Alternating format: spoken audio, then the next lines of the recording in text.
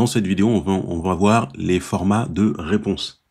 En fait, quand on pose des questions, donc une instruction ou un prompt à ChatGPT, par défaut, en fait, il répond sous forme de paragraphe libre. Et je dis bien par défaut.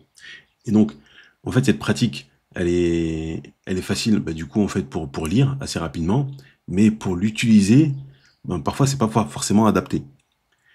Et parfois, ça peut être difficile, en fait, à copier-coller dans un tableur, par exemple, ou un autre outil.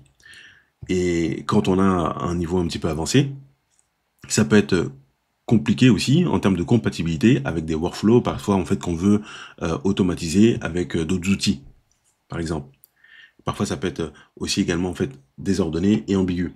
Donc, pour rendre la réponse, en fait, claire, et exploitable et structurée, en fait, c'est bien, en fait, d'imposer un format dans le prompt. Ça nous permet, en fait, de gagner du temps et, en fait, d'intégrer, en fait, directement la réponse dans des documents et dans des outils. Si vous vous rappelez, moi, j'avais fait, en fait, un test où je lui avais demandé, en fait, de me donner la réponse sous forme de tableau.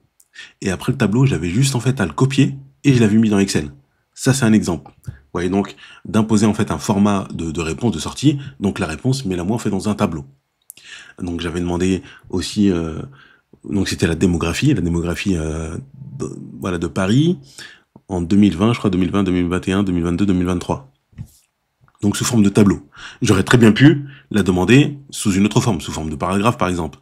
Euh, donc, on a différents types de formats.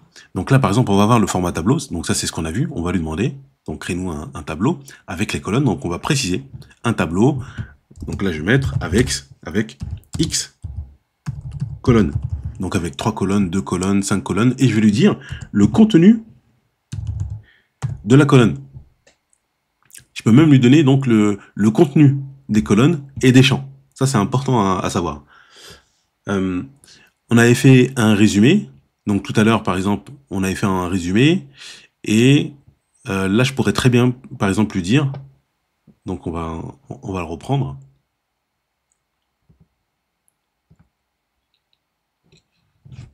Si je fais ça, non, ça ne passe pas. Je vais reprendre, donc c'était le Bitcoin, le blockchain. Je reprends le texte. Je vais lui redemander donc de faire un résumé.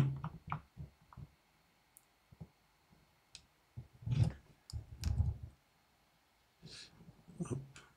Donc on va lui demander. Donc là on va faire simple, on va juste dire résume. Donc le texte. Donc là c'est juste pour aller vite. Hein. Sous forme de liste. De liste à puce. Hop.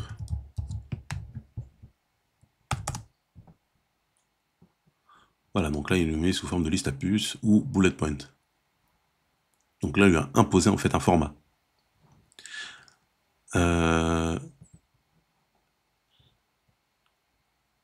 Ouais, on va utiliser ça, donc sous forme de liste. Là, pour l'exemple, on va lui demander encore, donc donne-moi la démographie de Paris en 2022 et 2023. Donc ça, ça va être les colonnes. Je sais très bien qu'il va nous donner 2 colonnes, donc 2022, une colonne 2023, avec l'âge, par exemple. L'âge, on va dire arrondissement. Donc vous voyez, donc là je suis un petit peu plus précis. Âge, arrondissement, bon je sais pas s'il va réussir à me faire ça et s'il a les données. Hein. Là c'est juste pour un test. Âge, arrondissement, qu'est-ce que je peux donner d'autre? Bon je sais pas. Donc là je fais ça. Et j'envoie la requête. Donc il recherche. Donc voilà, donc il m'a fait.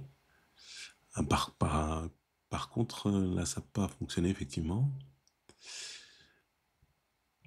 Parce qu'il m'a mis donc 2022.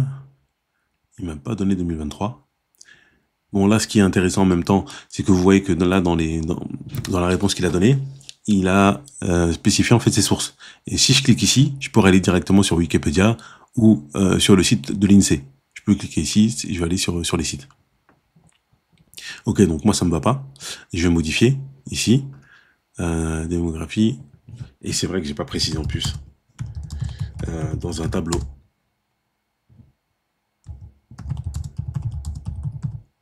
Avec 2 colonnes.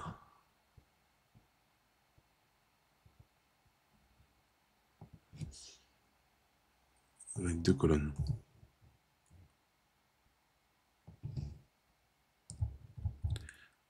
Avec 2 colonnes.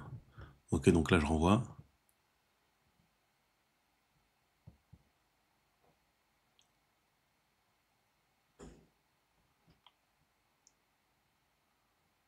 Voilà, donc là on est bon. Voilà, donc là j'ai bien du coup, les 2 colonnes. J'ai par tranche d'âge aussi également. Et voilà, il va me manquer la partie arrondissement. Hop, là je dois. Ouais, parce qu'il n'avait pas pris en compte ici. Donc là je vais le refaire. Toutes les conversations.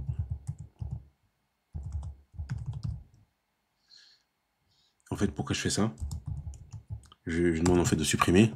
Parce que si je renvoie en fait si je renvoie donc la même requête, donc lui il va considérer que j'ai pas aimé sa réponse précédente, donc il va me proposer en fait une autre version.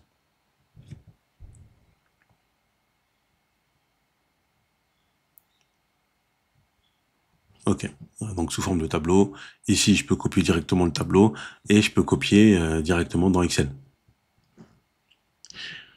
Là, ce qu'on va faire, c'est qu'on va faire un test rapide. Je vais mettre mets-moi les données.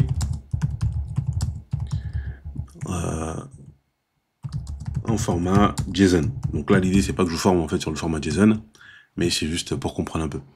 Voilà ce qui est possible. Voilà, donc ça, c'est un format qui est souvent en fait utilisé en développement pour communiquer, par exemple, entre différents points. Surtout en fait dans les API. Hop. Donc voilà, donc là, on a toutes les informations en fait dedans. Ça, c'est en format JSON. On peut demander en format XML. Voilà, en format XML. Donc là, c'est vraiment pour vous montrer la puissance de l'outil. Voilà, donc là, il m'a mis les données en tableau, en JSON, en format XML.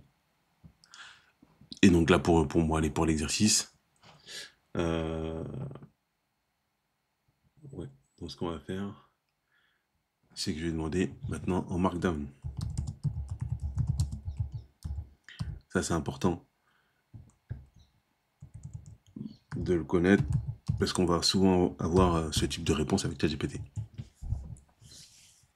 ou les IA de manière générale.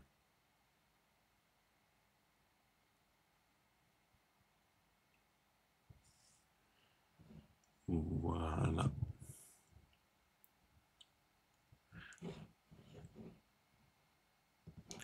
Je peux lui demander aussi en format texte brut avec des balises.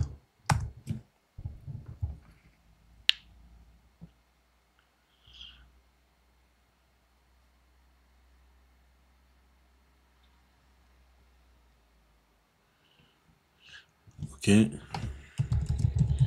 En format texte brut avec des crochets. Ok.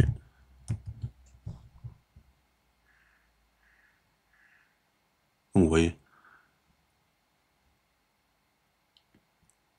Donc vraiment, c'est très puissant.